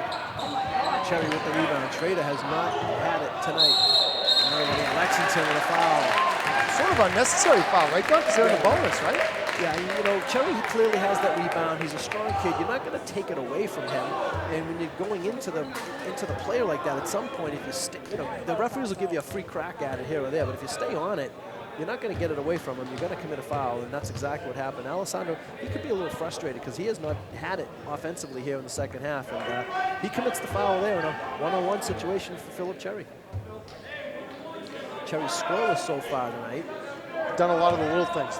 Tough defense, rebounds, throws a couple nice passes, sets a good pick. Good energy.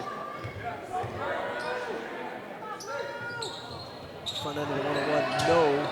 Burns went plowing into Mather, and they allow play to continue. That's a good run call, Derek, if anyone says. That's just a rebound. He maintained control of it. No need to call it, and they didn't.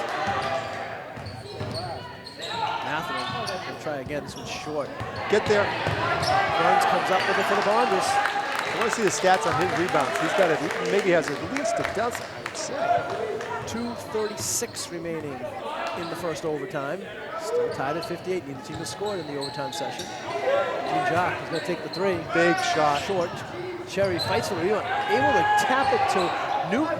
Newton baseline jump shot is also short. Get back. Here comes Mather. He's going to go coast to coast. Cherry went for the excellent defense. Excuse me, Jean-Jacques went for it. And losing control of it is Lexington Arlington ball. Yeah, he reached for the ball, and when he went behind his back, he turned the ball over. That was an excellent full court defense by Jean-Jacques. So the good defensive play by Arlington forces Lexington to take a timeout with 2:17 remaining in the overtime. No scores. Still tied at 58. Still tied at 58. The officials getting together, probably still kind of thinking about that strange inbounding. It just goes to show you just never know what kind of interesting call you're going to get in a basketball game. And Lexington not in the bonus, so Arlington could, on the perimeter, if they see the opportunity to slow them down, especially if the shot clock's winding down, not a flagrant foul, obviously, but some sort of common foul, that would be a decent strategy here, Don? Absolutely. They have one to give. And as you have the old-time coaches say, you may as well use them. Absolutely. Can't take them with you, right? Lexington with 8 team fouls, so Arlington will have one more situation where it could be a one-on-one, and then Arlington will be in the double bonus after that. Which is an enormous advantage, especially in a game like this, where it's going to come down to a point or two. And that last offensive possession, what a great athletic play by Philip Cherry. The shot was missed by Arlington, and he was able to jump over the Lexington player and tap it to Rowan Newton, and without making any contact. It's an unbelievable athletic play by Philip Cherry. Again, one of those little things that you mentioned that he does. Lexington will go with a little bit of just really kind of token pressure. They back off. They just wanted to slow him down a little bit. 2:10 to go.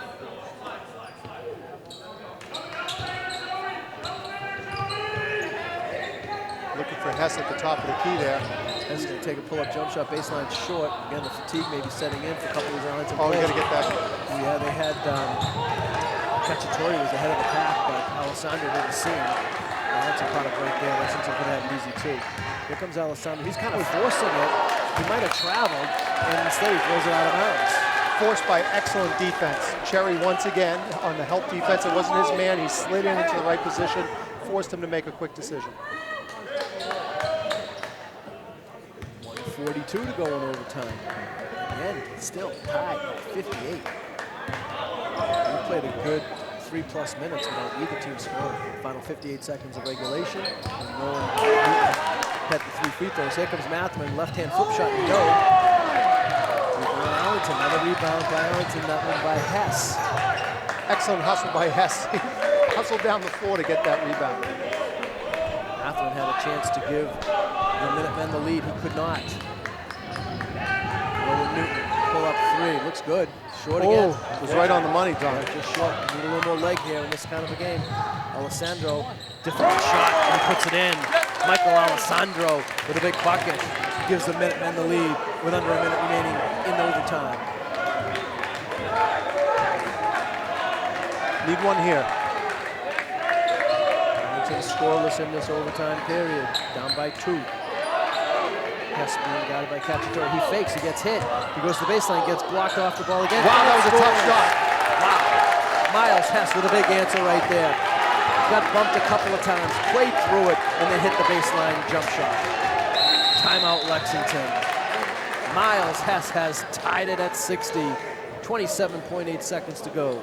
Big pressure shot. He threw the up fade. It looked like he might have gotten a little hit. If he had taken that 3 there, he probably would have drawn the foul, but he kept going and then took a little runner Probably a 12-foot runner, not the easiest shot. Lefty floater, and wow, that is a big shot for Arlington.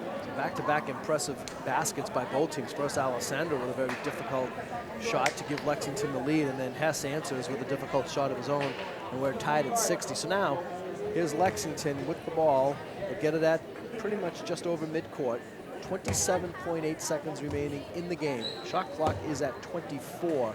So, you know, around a 4-second differential between the two clocks. Lexington can't hold for a total final shot, but they can run this game down to where Arlington would be, you know, in a tough situation to get off a good shot if they use the full shot clock for Lexington. This is where about 12 seconds into it, I'm telling my guys to foul them. Obviously not intentionally, to draw a intentional foul, but then cut the shot clock in half. They'll get the ball out of bounds and they'll have to restart. Interesting strategy. Of course, the only negative of that is then Lexington can actually hold for a final shot. That's an excellent point. Now, even now, we get the ball back with 3.5 seconds, maybe. Well, and that's if they use the full 24. Full 24. Say sure. Lexington takes a shot at 20. Now Arlington has 8 seconds. That's enough. Plenty of time for the shot. Yep, especially with these guys.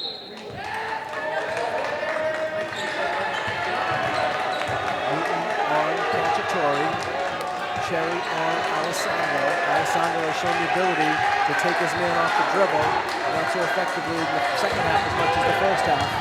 Alessandro picks it back up. Matthew, he's been hitting all night long. That one no good. See if Arlington takes it. They do. Excellent position. Great rebound there by Rowan Newton.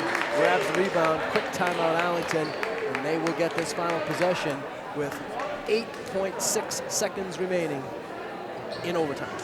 There's no way if that ball was coming on that side of the floor that Newton wasn't getting that defensive rebound. He had the whole side blocked out.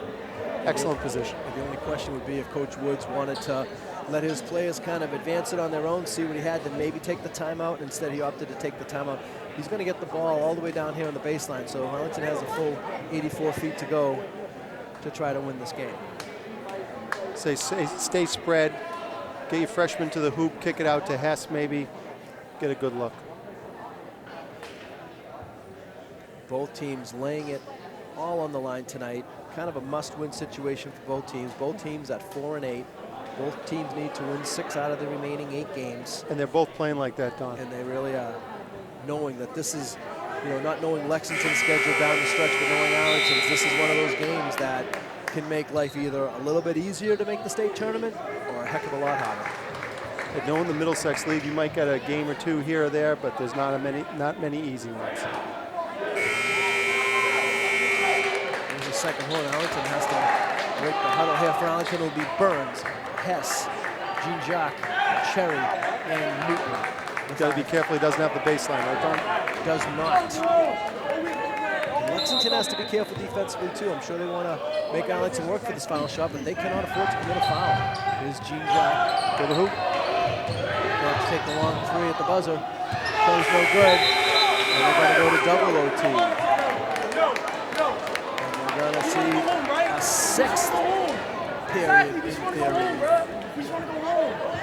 I would like to see something going towards the hoop. Like you said, you draw the foul maybe and put them in a little bit more desperation. Yeah, I was also curious, Coach Woods had 2 more timeouts, maybe dance that ball in the front court sometimes and maybe try to set something up differently from there. Arlington really didn't do much there. Jean-Jacques brought it up all the way. Tricky dribble, took the pull-up jump shot. And again, the fatigue has to be setting in for him and Hess and Burns, playing significant amount of this game. Well, you saw it sometimes in those 3-pointers too, that they look, especially from where sitting, they look right on the money, but they're just off a little bit. That's your legs getting a little tired. Absolutely. Newton took the one that from where sitting at, looked right on money. Yeah, I thought it was money too. So, to recap what happens yet again, we'll play another 4 minutes. The officials are probably very unhappy about this. You do not get extra money as an official for overtime. One of the few jobs where you don't get compensated for extra work. And they will have another jump ball. And let's see again if Cacciatore can win. This time for Arlington, they're going to have Jean-Jacques take the tap instead of Burns. So 2 of the kind of the smaller players on the court, but probably with the most hops, are going to take this tap. They're not used to it, so that's why I was kind of... They both got up, though. Yeah, it's kind of an ugly tap because neither one of them, well, at least for Arlington, Jean-Jacques doesn't take many taps. I'm not sure about Cacciatore. But the first possession will belong to Arlington. Each team gets an additional timeout, so Lexington with 2 timeouts, and Arlington has 3. Team foul still carrying over, and Hess is called for travel. So almost like him better on the left-hand side, because when he's forced to the right, and then he's sort of in a jam there because he's a lefty. If he's on the left-hand side, he has a little more options. Hess asking veteran official Dave Engelson if maybe he got pushed a little bit, and that may have contributed to him taking that extra step. Ooh, a little move and pick there. Course, that official didn't make the call, so probably didn't give him a very good answer on that one. Alessandro for pull-up jump shot that hits the top of the backboard. I don't know about that. From our vantage point, I didn't think it hit any of that black support that's up there. It hit just the top. The top is in. Coach just doesn't seem to be protesting that. You would know better, Don, but that definitely did not hit anything except the top of the backboard. That's the way it looked from here. Either way, Arlington ball. Both teams only scored 2 points in that first overtime. Tied at 60. Now this overtime, neither team has scored. Hess lost control of the basketball. Lexington back the other way. I think Arlington has used the same 5 this whole entire overtime. Lexington's made a couple of substitutions. Matherin, he might be showing a little sign of fatigue now too. He couldn't miss earlier, and now he hasn't scored in quite some time. Might as well push it. There you go. Go the hoop. To the basket. Left-hand floater, no. Rebound off ball. Gene Jock comes up with a ball. Did hit the rim, so Arlington will get a shot clock. 2:33 remaining in the contest. Hess got nice pass. Burns, and Burns lays it in. He screened, opened up, and gave his teammate excellent position. Anthony Burns with 14 first points of this second overtime. Belong to Arlington. They lead by 2. Matherin good lost D. his footing. Ball became loose. Alessandro for 3. That's a big shot and a timeout on coming Arlington. Yes. Alessandro with the big 3, and Lexington takes the lead, 63-62. 2:08 remaining in the second overtime. He got that 3 because of good ball movement. They reversed the ball a couple of times, and then as Arlington's defense shifted, it gave him an opportunity for an open shot. Instead of just pounding the ball into the floor up at the top, once they move the ball, they're creating open spaces for their shooters.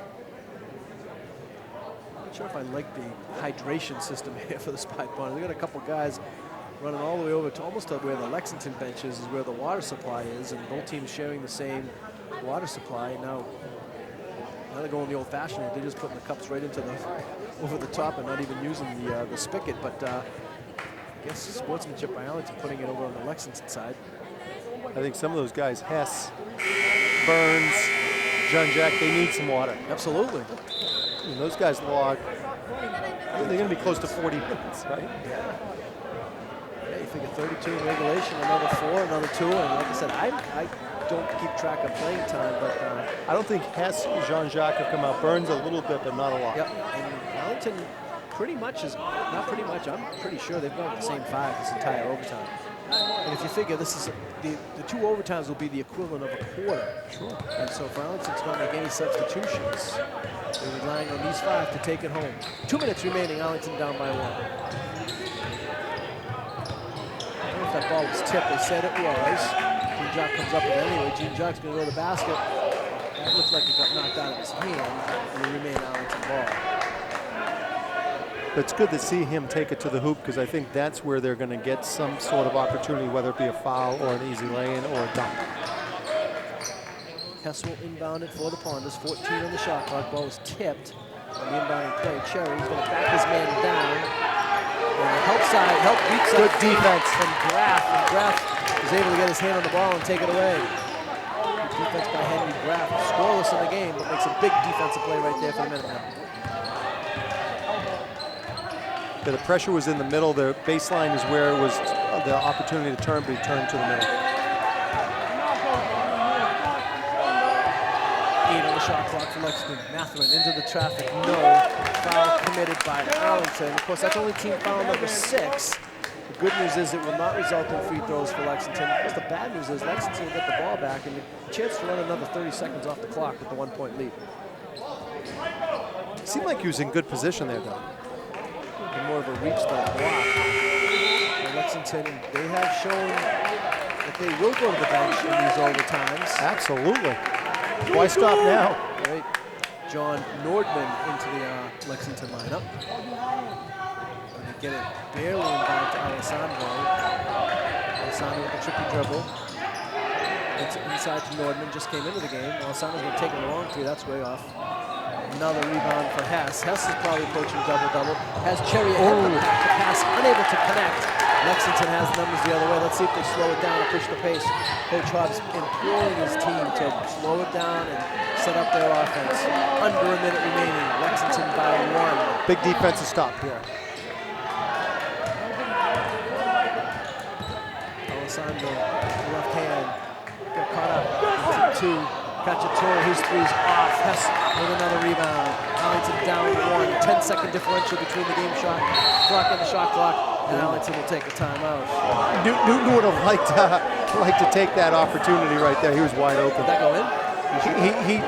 He shot it after the whistle, much after the whistle, but he was sort of open there. It did go in. Well, that's a good sign for him because, you know, as a shooter, you like seeing those go down. And absolutely. So maybe that'll tell him the next one's going to go down as well. So 35.9 seconds remaining in the second overtime. 24 seconds on Arlington's shot clock. If you recall, Arlington and Lexington already played an overtime game this season, just a single overtime game. So just goes to show you how evenly matched these teams are. And they'll get the ball on the side, Don? I think it's going to be on the sideline, I believe. All right, so they have an opportunity to set something up, run through their offense, and hopefully get an open look. They're only down 1, so they don't need a 3. Any good shot is a good shot at this point right now. And they'll have the opportunity to set something up that coach likes. I have down here unofficially, that's Arlington's 6th timeout. So they are down to 1 remaining. Lexington, I believe, has used 5 and has 2 remaining.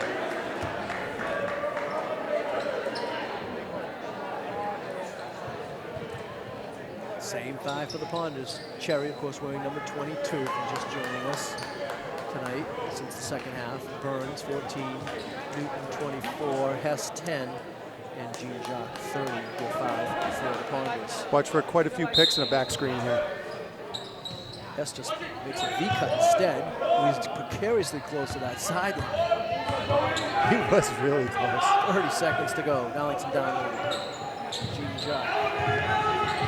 12 in the shot clock. Cherry. Lexington balls it out. Arlington, I believe, has to go immediately to the foul to try to extend this game. Absolutely. 21.4 seconds to go. And Arlington down 1. The shot clock is off. And now it's going to come down to if Lexington makes free throws and what Arlington can do should Lexington not make the free throws. They have to fire right away. Yep. They do. Probably a pretty good free throw shooter. Yeah, they substituted him in, didn't they? Absolutely. And that's a demand. They wanted Schrader to come into the game, get open, and I don't even know if he's going, if he knows he's going to the line. He's kind of hanging out here at half court. He just doesn't want to. No, that's Cacciatore. Cacciatore got hit. Yep, Cacciatore on foul. He'll go to the line for a big 1-on-1. Big front end, huh, Don? Absolutely. Cacciatore has not been to the line tonight. He has 7 points for the man.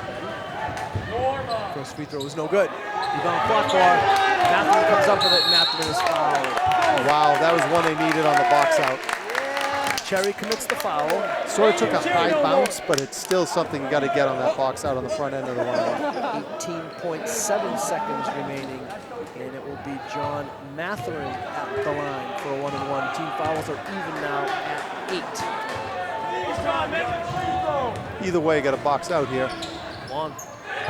Again, Lexington does a great job in the rebound. As that time is number 34, Henry Graff.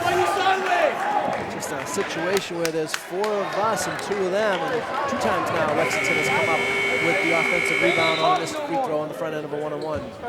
And Coach Woods is going to try to rectify that situation as he brings in Aiden Wood McGinty to ensure that Arlington gets this rebound. Now you have another free throw shooter, 3rd free throw shooter for Lexington in the last, 4 seconds. Graff, probably the weakest of the 3. Let's see what he does. He does not look like he's comfortable at the line. He hits the first free throw. first point of the game. This is a big one here. Lexington Keep it a leads by 2 point. And still got to get a big box out. I count on McGinty. If this is a missed shot, McGinty getting the rebound. Junior forward, 1 of 2. Matherman got to the loose ball, tried to save it, was out of bounds on the sideline. It'll be Arlington ball. Move McGinty out of the Arlington lineup, Cherry back in. 16.7 seconds remaining. Lexington 64, Arlington 62, and Arlington will take their final timeout. You don't need the 3. You can just take the 2 and try to extend it, or if you get a wide open 3, especially if it's one of your shooters, Hess or Newton, take it, let it fly. Best available shot that you can get. Absolutely. A 2 or a 3. I'm sure a lot of people here would like to see a 3-pointer launched at the buzzer so you have a finality to this game, but Arlington not looking at it that way. If they can get a 2, they'll be happy to extend this to a 3rd overtime. Arlington has already played a double overtime game earlier this season in the holiday tournament in which they participated. As I mentioned, they played a single overtime game against Lexington back in December. So not unfamiliar terrain for the Spy Ponders. Gives them a little bit of experience. They know what to expect. The coaches know what to expect. So let's hope we set something up here, get a wide open shot. It's kind of interesting when you look at things in a different way in the totality. As I mentioned, with 2 overtimes, it's the equivalent of a quarter. And Arlington has scored only 4 points in these 2 overtimes. 2 in the first overtime, and 2 here in the second overtime. Both teams really ratchet up their defensive intensity, but still, imagine at the end of the quarter, if you look up and you have 4 points. 4 points. Used to get that just coming out of the locker room. And not that Lexington has done much better. They only have 6. That'd be like that'd be the equivalent of the score at the end of the first quarter being 6-4. Take your sweats off, you'd have 4 points. So Hess will inbound for the Ponders. Gets it into Jean Jacques. He's being guarded by Alessandro. Of course, neither team has fouls to give, so Lexington has to be careful defensively. 9 seconds. Go to the hook. Jean Jacques to the hole. He lines it up and in. The game is tied at 64. Double screen at the top. Call timeout, and now they get it. They set a double screen up top for him, and he got right to the hoop. I like him going to the hoop, Don. And now I think Coach Hobbs' biggest concern is wants a few more seconds. Yeah. Because I'm sure he was calling for a timeout as soon as he saw that ball go through the strings. And neither official really acknowledged the timeout. So now they're discussing if they're going to put any additional time on the clock. Can the coach call it, Don, or does one of the players on the floor have to? No, coach can clearly call it. Okay. So I would say, from when I saw him calling it, I think they might owe him a second and a half to 2. Yes. Yeah. But nothing more than that. 4.8 is the time they come up with. A second and a half. Second and a half, 1.6. So the Lexington team will design their final play with just under 5 seconds to go. You know, the thing that makes that difficult is when you have a play like that, the Lexington bench is so far, is all the way down the other end of the court, and Coach Hobbs actually, where he was standing, was at the very end of his bench. So you're looking at a good 70, 80 feet away. In a loud gym. In a loud gym, and with a lot of bodies. You know, a lot of times it's going to be the trail official wants to look over to that sideline to see if there's a timeout, but then he runs the risk of missing something very important. The baseline official can't see that from that far away. So they talked about it, they came up with a number, and that's what we're going to go with. Tied at 64, 4.8 seconds remaining. Must-win game, pretty much, for both teams. He'll have the baseline because of the made shot, Don? Correct. Let's see what Lexington comes up with. Matherman goes deep. They get it to Schrader, to Graff. Alessandro for the 3 at the buzzer to win it. Ball game, he does. Michael Alessandro hits the big 3-point shot at the buzzer, and the Minutemen win 67-64. Don, they designed that play so that he'd be the trailer and he'd be get the reverse ball. That was a design play. Excellent coaching by Lexington. So a heartbreaking loss here for the Spy Ponders. and a very satisfying win for Coach Hobbs and the Minutemen. The Minutemen will improve to 5-9 overall, 5-5 in Middlesex League play. Spy Ponders fall to 4-9 overall, 2-7 in league play. And Spy Ponders find themselves in a position where they're going to have to win all but one of their remaining games to qualify for the state tournament. Excellent high school basketball game, though. Both teams played their hearts out. It's too bad there has to be a winner and a loser because they both deserve it. But that last play, wow, big shot there. Well designed by the Minutemen. Let's run down the scoring leaders for tonight. Caitlin Larkin had 2. John Nordman with 6. CJ Cox with 5. John Matherin was excellent in the second half with 21. Teddy Schrader had 3. Henry Graff had 1. It was a big free throw at the end. And the high point man for the Minutemen kind of shut down for a good chunk of this game. Ends up with 22 points, including the game-winning three-point shot. Michael Alessandro with 22 points. Ron McPhee did not play. For Arlington, Jaden Williams had 6. Miles Hess had 18. Aiden Wood McGinty had 6. Rowan Newton had 11. Marcus Jean-Jacques with 6. In the ACMi player of the game tonight, Henry Burns with 14. Double-double for Burns. He was impressive tonight, as was Hess, as was the whole Arlington team. They gave it all that they had, and they come up a little short here tonight. As we were saying before the game, maybe whoever has the ball last is going to win this thing. That's what we said. And whoever had it for the last half a second won the game. So the road ahead for the Spy Ponders at Wilmington on Tuesday the 28th, at Winchester on the 31st, home against Burlington on the 4th, at Belmont on the 7th, back home on the 9th against Melrose. That's a game that has been rescheduled due to a snowstorm. I won't be here for any of those games, unfortunately. I'll be on my annual trip south for some warm weather and some fun in the sun, so I wish the team the best of luck. I'll be back on the 13th for the senior night, the home finale on Thursday, February 13th. So best of luck to the team while I'm away. I hope they get the wins needed and qualify for state tournament play. Tim, thanks for joining us. Any final thoughts? No, it's just that the fact that both these teams are so evenly matched. They played 2 overtime games this year, and they both played their hearts out. Good kids, good coach and staff, and it's an honor for me to be here with you, Don. I really appreciate the invite. So for Alex Van Thong and my partner Tim Hoffman, I'm Don Phelan signing off. The final score here tonight, Lexington 67, Arlington 64. Thanks for joining us.